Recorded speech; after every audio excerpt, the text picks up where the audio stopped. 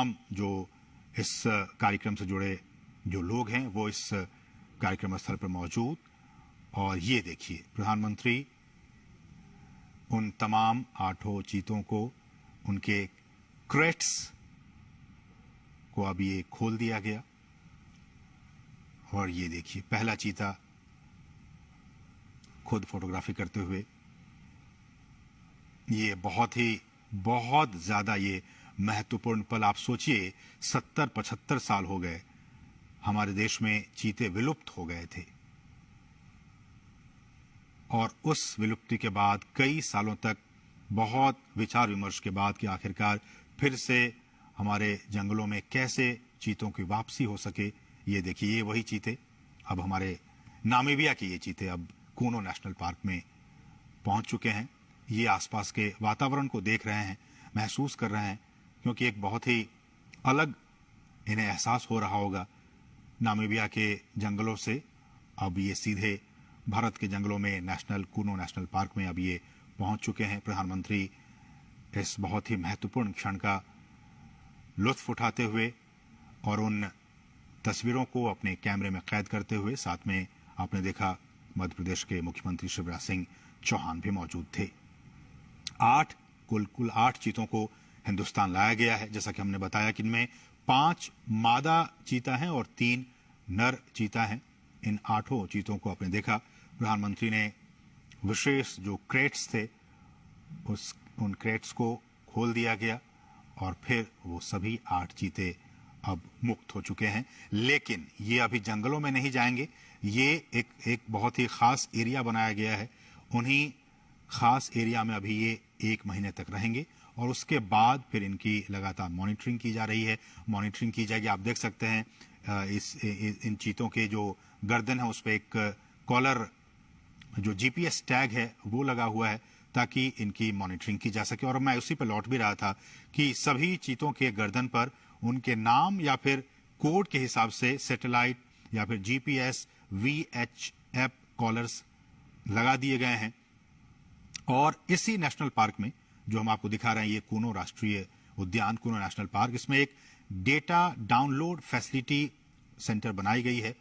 और इस इक्विपमेंट को, रेडियो टेलीमेट्री इक्विपमेंट को खरीदने और फैसिलिटी बनाने की सारी प्रक्रिया 4 से 6 महीने में पूरी कर ली जाती है।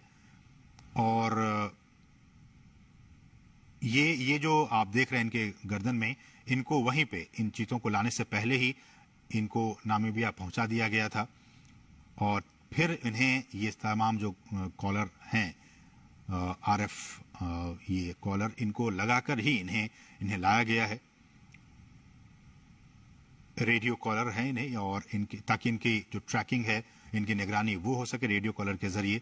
और फिर इन्हें हम जैसे कि बता रहे हैं कि इनको आइसोलेशन में रखा जाएगा, और फिर इन्हें जंगलों में मुक्त किया जाएगा। तो ये कुछ अहम बातें हमने आपको बताई कि किस तरह से वहां पे इन्हें पकड़ा गया, फिर उनके बाद उनको जो तमाम रूल्स एंड रेगुलेशंस हैं उनके जरिए इन 8 चीतों को भारत लाया गया है। 70 साल पहले हमारे देश में बहुत सारे चीते हुआ करते थे, लेकिन किन्हीं ना किन्हीं वजहों से वो सारे विलुप्त होते चले गए।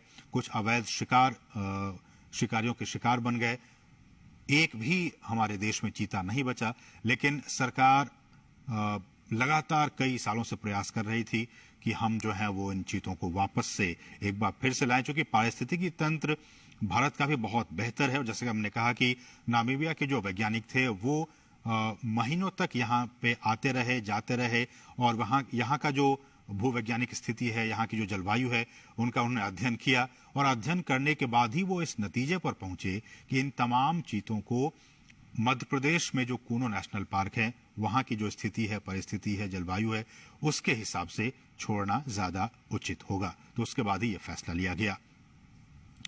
और हमने आपको बताया कि इन तमाम चीतों के गर्दन में रेडियो कॉलर लगे हुए हैं, ताकि इनकी मॉनिटरिंग की जा सके। और विशेष हमने बताया कि आपको चिनूक हेलीकॉप्टर के जरिए इनको यहाँ पे लाया गया।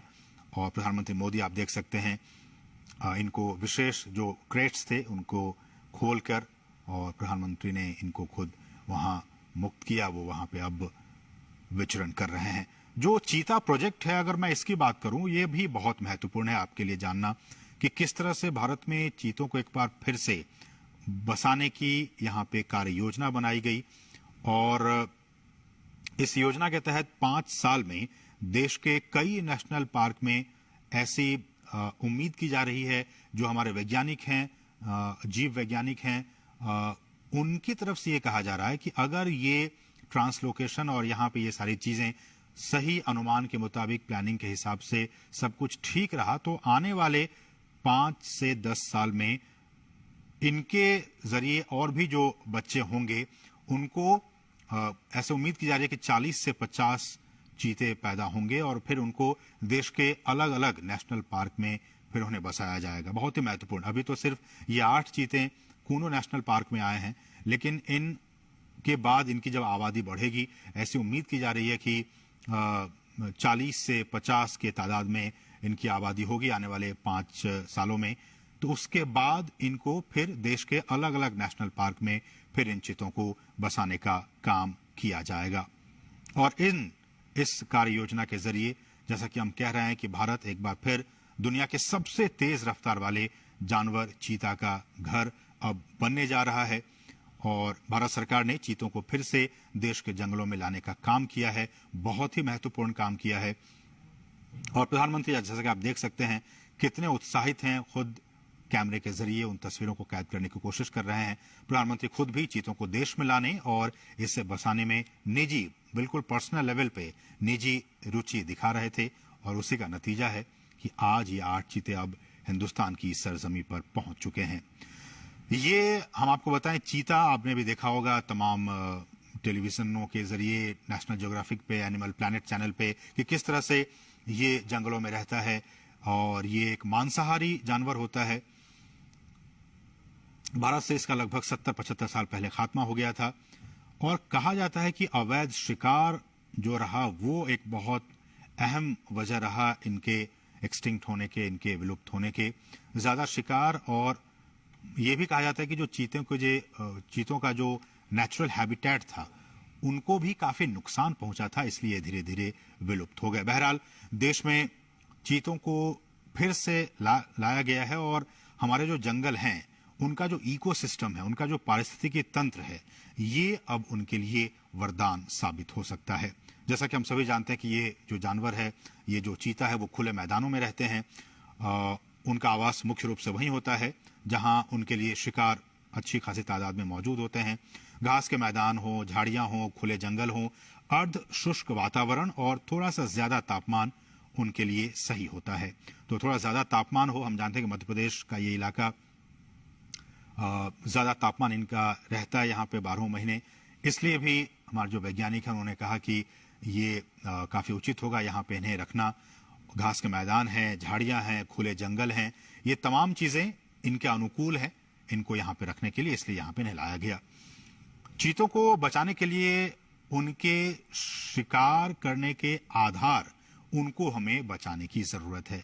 उनके शिकार के आधार करने के आधार को हमें बचाना होगा, जिसमें कुछ खतरे में पड़ी प्रजातियां भी शामिल हैं, बल्कि घास के मैदानों की जो दूसरी अन्य लुप्त प्राय प्रजातियां हैं और खुले वनों का जो इकोसिस्टम है, जो पारिस्थितिकी तंत्र है, उन्हें भी हमें बचाना होगा। जिस बेस पे हम वही कह रहे हैं, जिस बेस पे, जिस आधार पे ये तमाम चीते यहां जिंदा रहेंगे, यहां रहेंगे, उस बेस को भी, उस आधार को भी हमें बचा कर रखना होगा, तभी तो ये उस इकोसिस्टम में आराम से रह पाएंगे। इसलिए भी हम बार बार ये कह रहे हैं और सरकार भी कह रही है कि उस सिस्टम को, उस बेस को हमें बचा कर रखना होगा। चीतों को वापस लाने से देश में खुले जो जंगल हैं उनको बचाने के काम को भी अब काफी मजबूती मिलेगी। और ये भी देखा गया कि बड़े जो मांसाहारी जानवरों में मानव जो इंटरेस्ट है, ह्यूमन इंटरेस्ट, मानव हितों के साथ संघर्ष चीतों में सबसे कम पाया जाता है। दूसरे जो ऐसे वाइल्ड एनिमल्स होते हैं उनके साथ मैन एनिमल कॉन्फ्लिक्ट होते रहते हैं, अक्सर होते रहते हैं, लेकिन चीतों के साथ ऐसा नहीं है।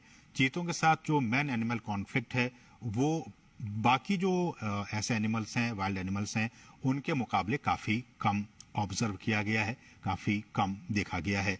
वो सामान्यतया मनुष्यों के लिए खतरा नहीं होते हैं और जो बड़े पशु हैं उन पे भी वो सामान्यतया हमला नहीं करते हैं।